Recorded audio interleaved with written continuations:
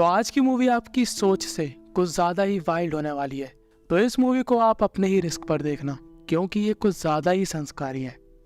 तो movie start होती है जहां पर एक खूबसूरत सी कन्या पूरी निर्वस्त्र अवस्था में होकर खेतों के बीच में एक आदमी के साथ संस्कारी हो रही होती है, और जहां पर ये घटना हो रही है उसी के पास में एक पेड़ लगा होता है और उस पेड़ के नीचे एक बूढ़े अंकल बैठे होते हैं। अब जो मैं आपको एक अगली बात बताऊंगा उसको सुनकर आपको झटका लगने वाला है।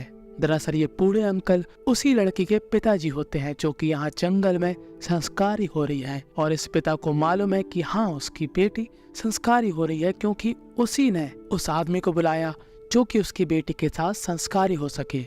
भाई यहाँ पे क्या हो रहा भाई, ये कहाँ फंस गया भाई मैं। अब आप लोग सोच रहे हो मूवी जस्ट स्टार्ट हुई है और आपको ये सुनने को मिल गया, इसलिए मैंने आपसे शुरू में ही कहा था अपने रिस्क पर देखना। तो देखो ये जो बूढ़ा आदमी होता है इनको हम बुलाएंगे एंथोनी, और जो इनकी बेटी होती है उसको हम बुलाएंगे रोजी। अब एंथोनी की कॉपी में काफी सारे नाम लिखे होते हैं, जैसे लोग नाम लिखते हैं जैसे कि किसी को शादी में बुलाना हो, पर यहाँ पर एंथोनी इन सभी को शादी में नहीं अपनी बेटी के साथ संस्कारी होने के लिए बुलाता है। और जब रोजी का कार्यक्रम समाप्त हो जाता है तब वो अपने पापा के साथ खुशी खुशी घर की ओर निकल जाती है।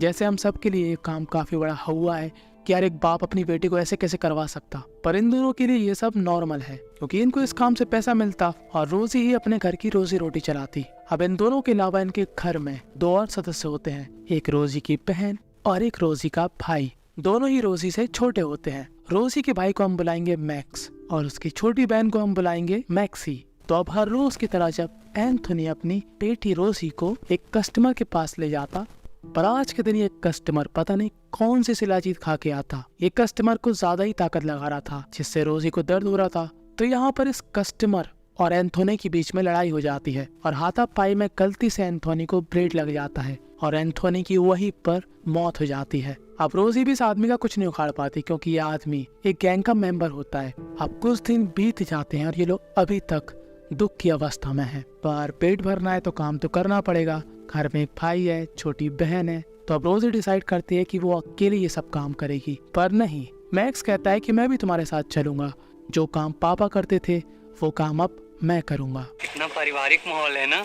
तो अब मैक्स को थोड़ा बहुत अंदाजा होता है कि उसकी बहन क्या करती है। रोजी कहती है तुम्हारा काम है यहाँ पर बैठना और कस्टमरों को फोन लगाकर पूछना कि उनको सर्विस चाहिए है कि नहीं। तो अब पिताजी के मरने के बाद मैक्स भाई साहब ने अपना खानदानी व्यापार अपना लिया है और ज्यादातर लोगों को ये बात मालूम है कि इनकी फैमिली क्या करके पैसा कमाती है। अब एक दिन इनको यहाँ पर एक आदमी अपने घर पे बुलाता है। ये आदमी दरअसल चाहता था कि रोजी उसके बेटे के साथ संस्कारी होए। क्यों? क्योंकि इस आदमी का बेटा लड़कों में इंटरेस्टेड है और ये आदमी चाहता है कि उसका बेटा नॉर्मल लड़कों की तरह लड़कियों पर ध्यान दे। और जो लड़का अंदर होता है इसको हम बुलाएंगे पैट्रिक। अब देखो इस मूवी को स्टॉप करके मैं आपको एक बात बता दूं। वैसे आपने देखा होगा कि मैं अपनी वीडियोस में अपने जैसे नाम रखता, सुमित, पवित्र, हर्ष ऐसे करके, पर इस मूवी के अंदर मैंने बाहर के नाम चुने। आखिर क्यों?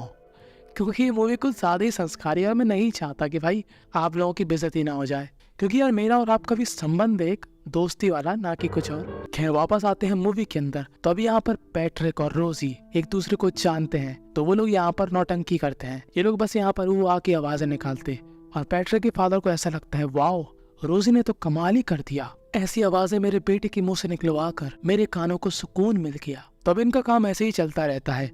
पर एक दिन मैक्स यहाँ पर एक ऐसे आदमी को फोन लगा देता है जिसको फोन नहीं लगाना चाहिए था, क्योंकि ये आदमी था साक्षात एक पुलिस वाला, और ये पैसा देने की जगह पैसा लेकर जाता है। कहता है कि जब तुम्हारा बाप ये काम करवाया करता था तब वो मुझको कुछ कमीशन देता था, तो अब तुम अपने बाप का धंधा संभाल रहे हो तो अब तुम मुझे कमीशन दोगे। इस पुलिस वाले को हम बुलाएंगे जस्टिन।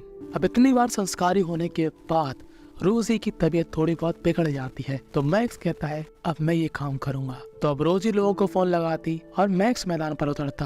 वो किसी के साथ भी संस्कारी होता, चाहे वो लड़की हो या लड़का। अब ऐसे ही करते करते 2 महीने बीत जाते हैं और हमको फिर से वो पुलिस वाला दिखाया जाता है जिसका नाम होता है जस्टिन, जो कि यहाँ पर एक लड़की का पीछा करता है। अब ये लड़की अपने घर के अंदर घुस जाती और जस्टिन इस लड़की का घर देख लेता है। अब वो यहाँ पर क्या करेगा ये हमको मालूम चलेगा आगे। फिलहाल हम आते हैं वापस से मैक्स पर। तो अब मैक्स एक आदमी के पीछे पड़ जाता है और कहता है कि मेरे साथ कुछ करो ना, ज्यादा पैसे नहीं लूंगा। अभी आदमी कहता है मैं उस टाइप का नहीं, चल जाए यहाँ से। पर ये आदमी जब काफी ज्यादा पी लेता है तब मैक्स इस आदमी के पूरे पैसे और कुछ सोने की चीजें चुरा लेता है। अब मैक्स जो कुछ भी कर रहा था वो कर रहा था अपनी बहन के लिए, क्योंकि उसकी बहन रोजी अब कुछ ज्यादा ही बीमार हो चुकी थी। यहाँ से इन लोगों से मिलने पैट्रिक भी आता है। पैट्रिक वही जिसको लड़कों में इंटरेस्ट है। अब मैक्स अगले दिन दोबारा से उसी आदमी के पीछे जाता है जिसके उसने पैसे चुराए थे, और ये आदमी मैक्स को पहचान जाता है और फिर ये आदमी मैक्स को पेल देता है। पेलना मतलब मार पीट करता है। अभी आप लोग कुछ और ही समझ लो कि तभी यहाँ पर वो पुलिस वाला जस्टिन आ जाता है। वो कहता है भाई तू इसको क्यों मार रहा? तभी आदमी कहता है क्योंकि ये लड़का ना चोर है, और इस पुलिस वाले को उसके सबूत भी मिल जाते कि हाँ इसने चोरी करी है। तो वो मैक्स को जेल के अंदर डाल देता है। जी हाँ, ये कबूतर खाना जेल है, और अब मैक्स 2-3 दिन से यहीं पर बंद है। और अब रोज ये परेशान हो रही है कि मेरा भाई कहाँ पर गया। वो सब जगह पर पूछ रही होती है कि मैक्स कहाँ पर है। अब ये जो जस्टिन की जेल थी, यहाँ पर एक और लड़की होती है, आप लोग देख सकते हो। ये लड़की वही होती है जो हमको पहले दिखाई गई थी, जिसका जस्टिन पीछा कर रहा था। तो ये लड़की मैक्स से बात करती है और कहती है कि ये पुलिस वाला काफी खराब इंसान है। ये चाहता है कि मैं गलत काम करूं। ये मेरे लिए कस्टमर लेकर आएगा और मेरा काम है उनको खुश करना, पर मुझे ये सब नहीं आता। तो मैक्स कहता है चिंता मत करो, मैं तुमको यहाँ से छुड़ा लूंगा। मतलब खुद का पता नहीं है बाहर जाने का, और वादा कर दिया इसको छुड़ाने का।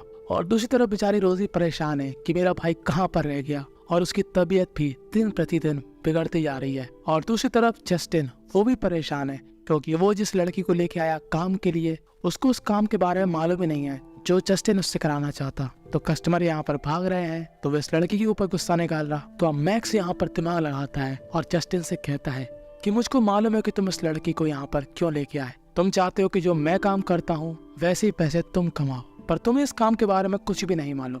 हम लोग एक डील करते हैं, तुम मेरी बहन को फोन लगाकर बुलाओ, वो इस लड़की को सिखाएगी कि आखिर संस्कारी कैसे होते हैं, सामने वाले को खुश कैसे करते हैं, पर बस बदले में मेरे को तुम छोड़ देना। तो जस्टिन की मैक्स की बातों पे पॉइंट लगता है और जस्टिन कहता है ठीक है, मैं तेरी बहन को बुलाता हूँ यहाँ पर। और जब रोजी को मालूम चलता है कि मैक्स जेल में है, तो वो अगले दिन काफी रफ्तार में यहाँ पर आती है। उसको मालूम चल गया था कि जस्टिन ने उसको यहाँ पर क्यों बुलाया। वो मेकअप वगैरह के सभी सामान के साथ यहाँ पर आई थी। अब वो अपनी भाई की यहाँ पर हालत देखकर काफी परेशान थी कि ये साले जस्टिन ने मेरे भाई की क्या हालत बना दी। पर उससे भी खराब हालत थी यहाँ पर इस लड़की की।